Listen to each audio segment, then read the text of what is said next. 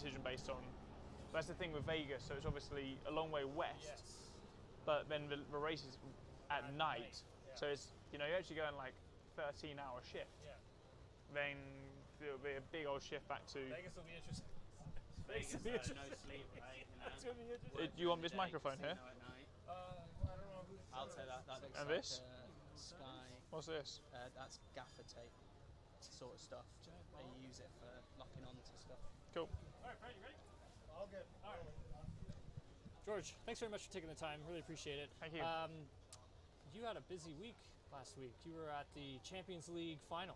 Indeed. Right? How was it? Yeah, it was great. It was great. My brother and my father went to the semi-final in Manchester where they won 4-0 over Real Madrid, and I couldn't make it last minute, so I felt a bit guilty that they had a really great time.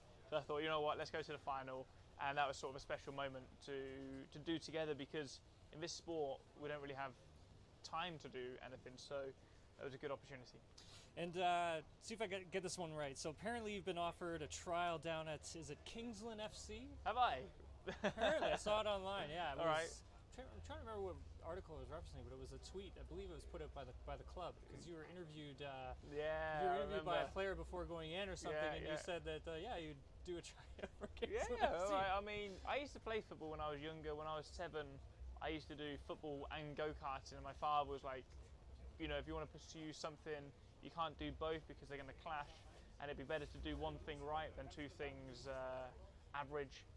So what do you want to do? And that was like, as a 7-year-old kid, I mean, a very privileged position, but that was a tough decision. So I guess I'm fortunate that I chose this. I was just going to say, I think you made the right decision. Yeah. Who knows? Who knows what could have been accomplished on the field?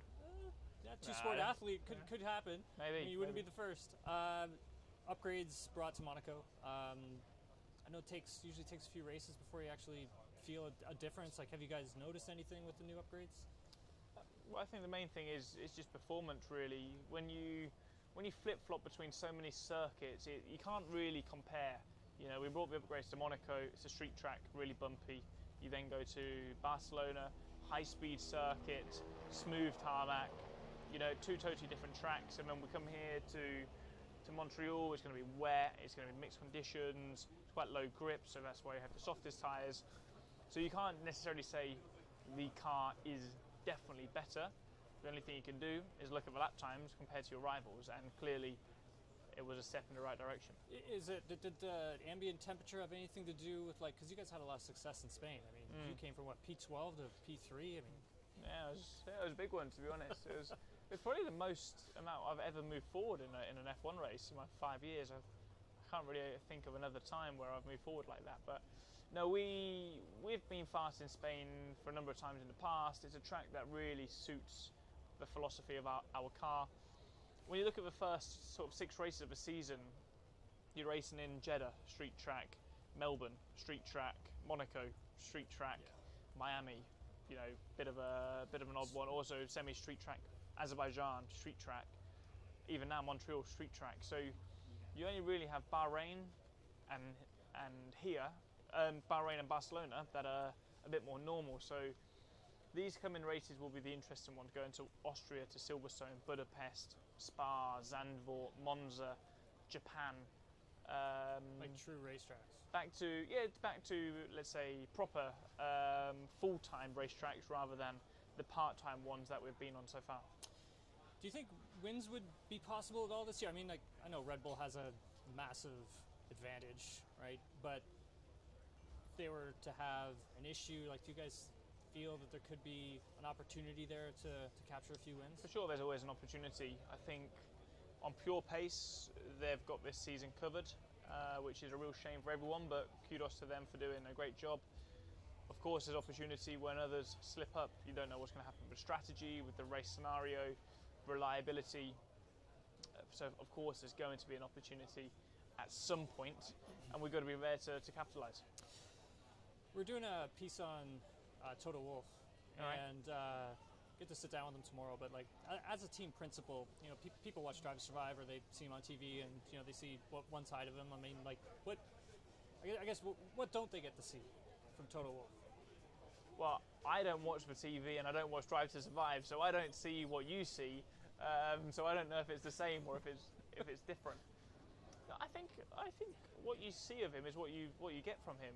You know, he's a very transparent person. I'd say there's no beating around the bush. He says it how it is.